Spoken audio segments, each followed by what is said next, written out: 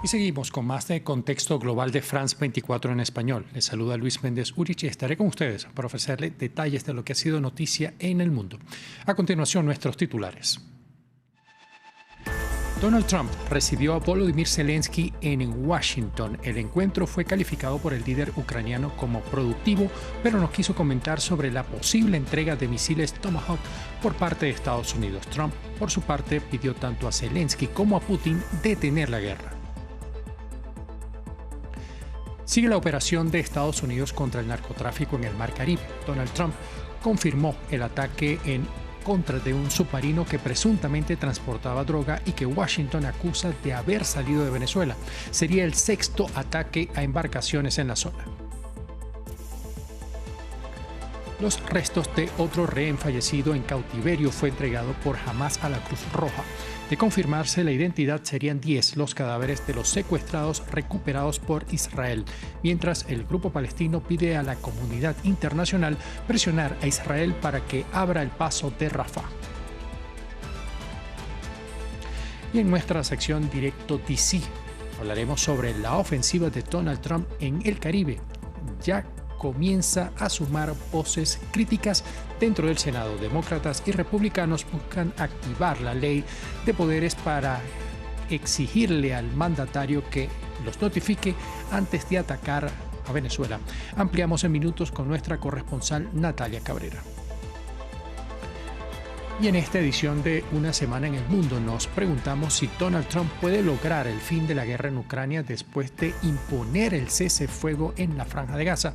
¿Hay alguna estrategia común en ambos procesos? Sin embargo, mientras se erige como mediador internacional, el presidente estadounidense caldea la tensión en el Caribe. Pero, ¿cuál es el objetivo de alimentar la confrontación con Venezuela? Y para terminar, nos planteamos qué va a pasar este domingo en Bolivia y por qué.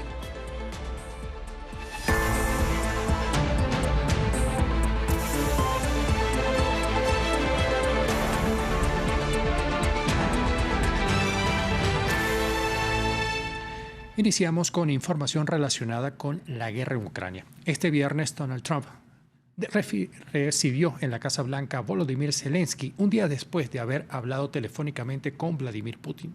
Durante el encuentro, el mandatario estadounidense aseguró que el presidente ruso quiere el fin de la guerra, algo en lo que aún desconfía Zelensky. El mandatario ucraniano iba en búsqueda de misiles estadounidenses de largo alcance Tomahawk, con los que Kiev podría atacar dentro de territorio ruso, pero Trump cambió el tono hacia esta propuesta y se mostró a favor de primero lograr el fin del conflicto, por lo que en un mensaje en Truth Social hizo un llamado a ambas partes para detener la matanza y llegar a un acuerdo. Ya se ha derramado suficiente sangre. Los límites territoriales han sido definidos por la guerra y el coraje. Deberían detenerse donde están. Que ambos canten la victoria. Que la historia decida. Basta de tiroteos, basta de muertes, basta de enormes e insostenibles sumas de dinero gastadas. También hablamos de largo alcance, por supuesto, y no quiero hacer declaraciones al respecto. Decidimos no hablar de ello porque nadie quiere. Bueno, Estados Unidos no quiere una escalada, así que esto quedará fuera de las preguntas al respecto. United States doesn't want escalation and etc. So we will be out of the questions about it. Los misiles Tomahawk han tomado relevancia ya que estos podrían ampliar significativamente la capacidad de ataque de Ucrania, pero también intensificarían la guerra. Rusia afirma que el posible despliegue de este armamento es motivo de grave preocupación. Pero, ¿qué son los misiles Tomahawk? Les explicamos en el siguiente informe.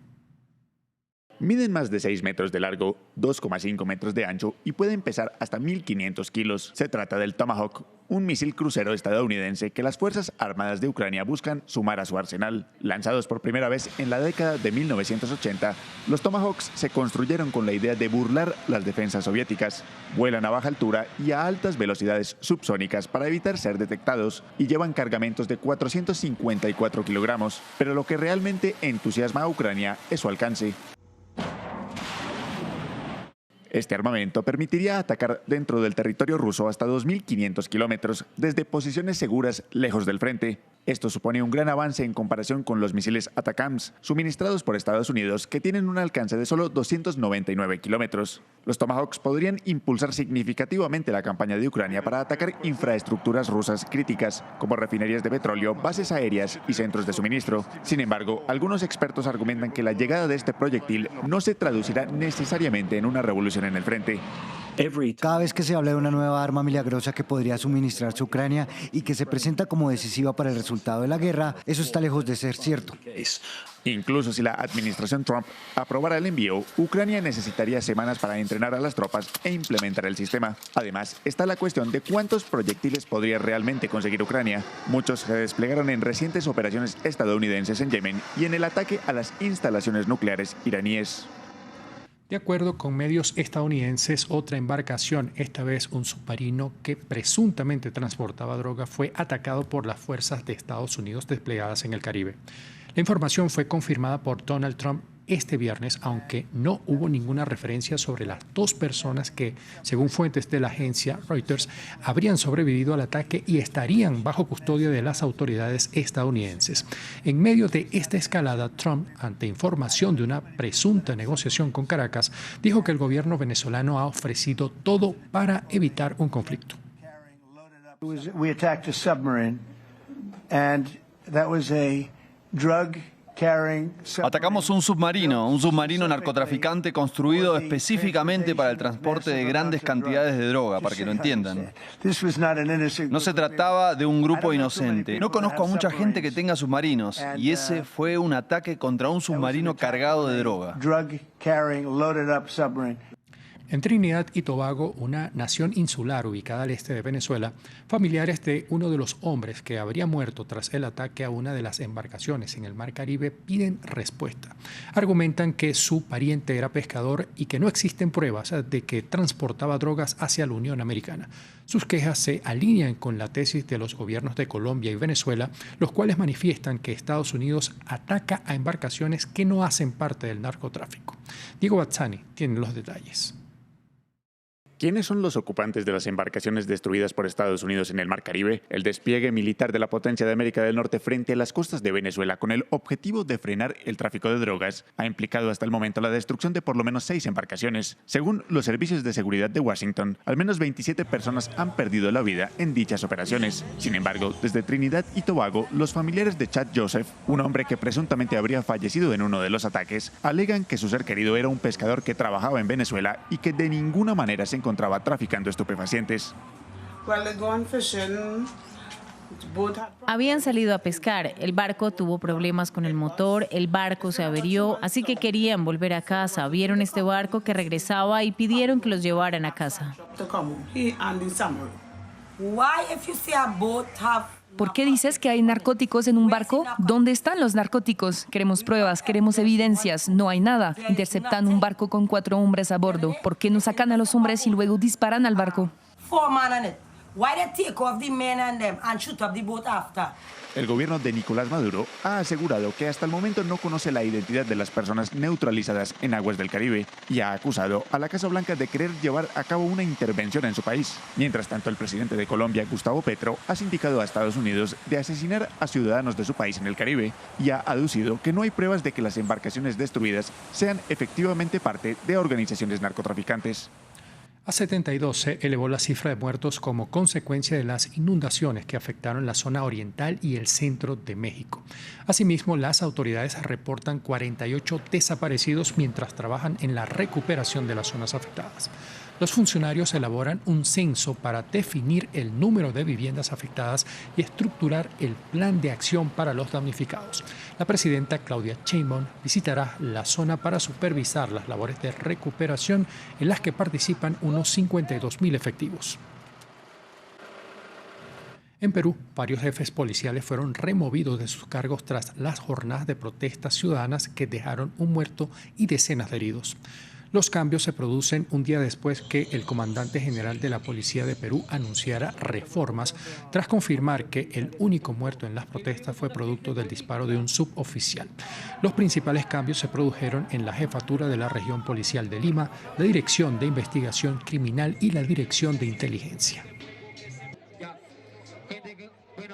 Faltan 2 días para el balotaje en Bolivia y los jóvenes, que representan el 40% del padrón electoral, podrían ser decisivos en el nuevo liderazgo del país.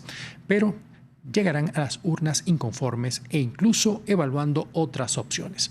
Un estudio de la ONG alemana Friedrich Ebert de 2025 mostró que más del 54% de los jóvenes tendría intención de emigrar del país. ¿Qué pasa con los que se quedan? El panorama nos lo cuenta nuestra enviada especial Ángela Gómez con la cámara de Héctor Estepa.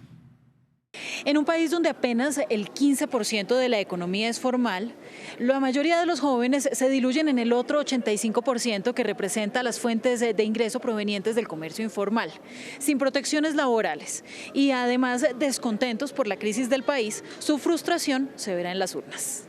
Es a partir de la política que nos ofrecen, ¿no? Hemos visto un gobierno que ha pasado, que es socialista, que nos ha traído hasta estas instancias. Por los vicepresidentes que no lo vemos también capacitados. No encontramos propuestas favorables o no concretas, son muy inciertas las propuestas que nos dan ambos candidatos. En primera vuelta, los jóvenes ampliaron las filas del voto en blanco. Según Unitel, 40% de quienes eligieron esa opción estaban entre los 29 y los 44 años. Habría que ver si en este balotaje los candidatos lograrán revertir esa tendencia. Que las cosas cambien, espero obviamente económicamente, pero no solo de manera económica, sino en un cambio totalmente ya social y político, donde la gente ya sea más consciente de las decisiones que vaya a tomar.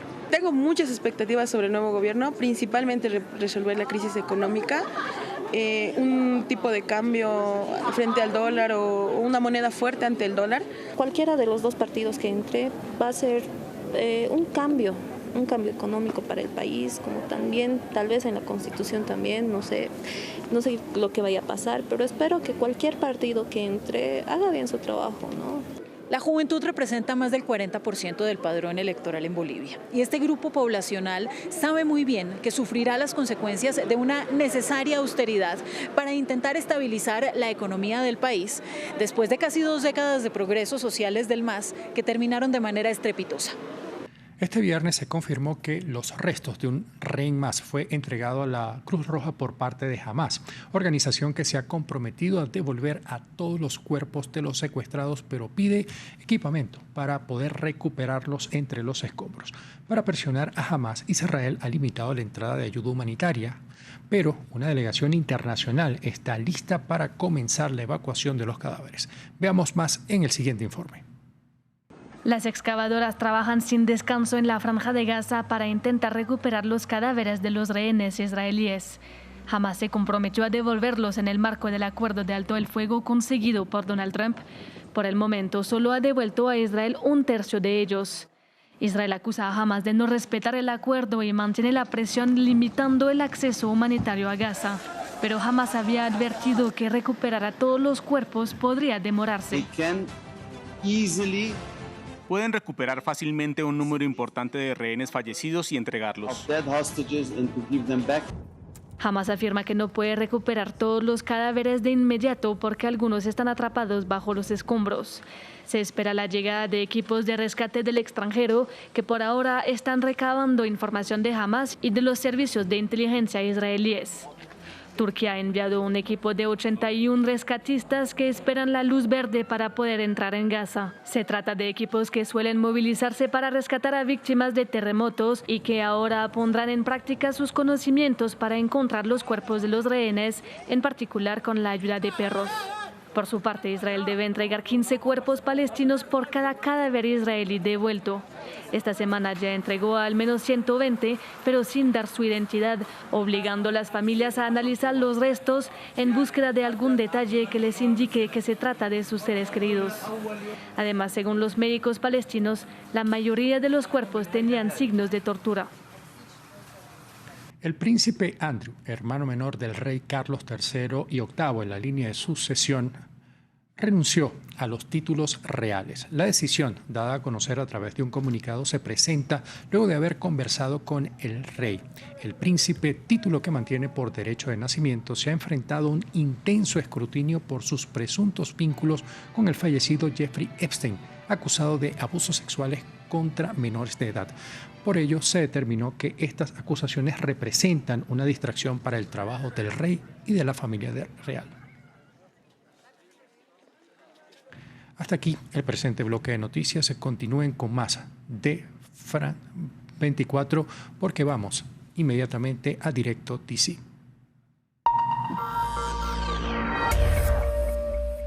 Y para ello estableceremos contacto con nuestra corresponsal en Washington, Natalia Cabrera. Natalia, buenas noches para usted.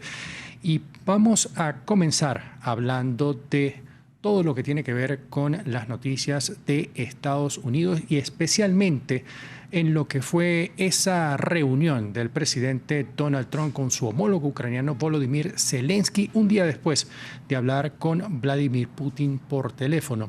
¿Cuáles son las conclusiones de este encuentro?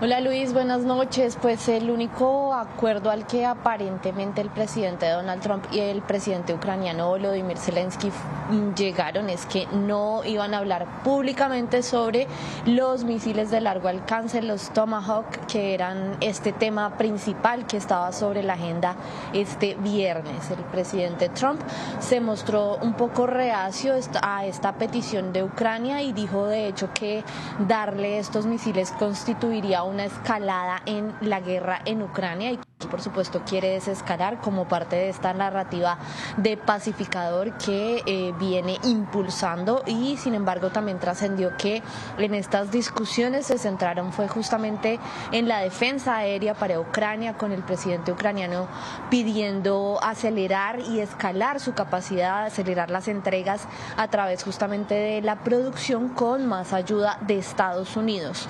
Lo que dijo el presidente Trump de hecho sí fue que mostró un poco de interés en obtener drones de Ucrania, mientras que Zelensky insistió también en la necesidad de que haya garantías de seguridad y que dijo que antes de que haya un cese del fuego lo que debe hacer Rusia es sentarse a conversar sobre los territorios y sus límites. Justamente también Trump y su gabinete previamente, no el día de hoy, pero sí previamente han dicho que es poco probable que Ucrania vaya a regresar a las fronteras que tenía antes de esta guerra, incluso antes de la anexión de la península de Crimea. Ha dicho que esto es poco probable. Y tras esta reunión, Trump le pidió a ambos, al presidente ruso y al ucraniano, detener la muerte. Dijo que ambos podían reclamar la victoria y que iba a ser la historia la que decidiera.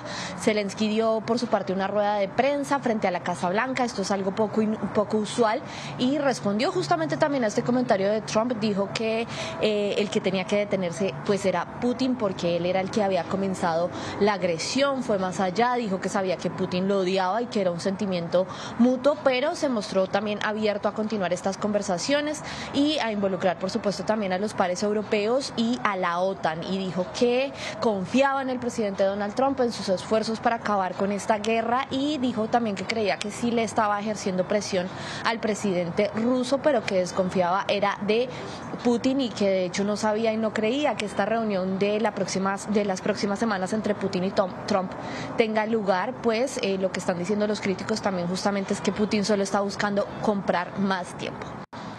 Natalia, y en medio de lo que fue este encuentro, el presidente Trump también habló sobre Venezuela, al tiempo que trascendió que el Senado está buscando tramitar una ley para impedir que Estados Unidos ataque militarmente a Caracas. ¿De qué se trataría esto? Pues sí, primero hay que decir que fue una declaración bastante contundente. El presidente Donald Trump dijo que Maduro le estaba poniendo varias opciones sobre la mesa para negociar porque, pues lo cito, dijo no quiere meterse con Estados Unidos, pero utilizó una palabra soez, que es poco común escucharle a un presidente en Estados Unidos, pero de hecho ya es la segunda vez que utiliza esa palabra en este mandato. Lo que dijo Trump es que había ordenado un nuevo ataque contra un submarino esta vez y que según él estaba cargando drogas y que había sido construido específicamente para transportar drogas y según el Pentágono 2 personas murieron, 2 más están vivas y estarían detenidas por el Departamento de Guerra. Este operativo fue en aguas del Caribe, cerca de las costas venezolanas, mientras justamente en el Congreso entonces los legisladores, tanto demócratas como republicanos, están pidiendo explicaciones, advierten que todos estos ataques exceden las facultades del presidente y algunos de hecho están buscando justamente que se active una ley de poderes de guerra que justamente establece que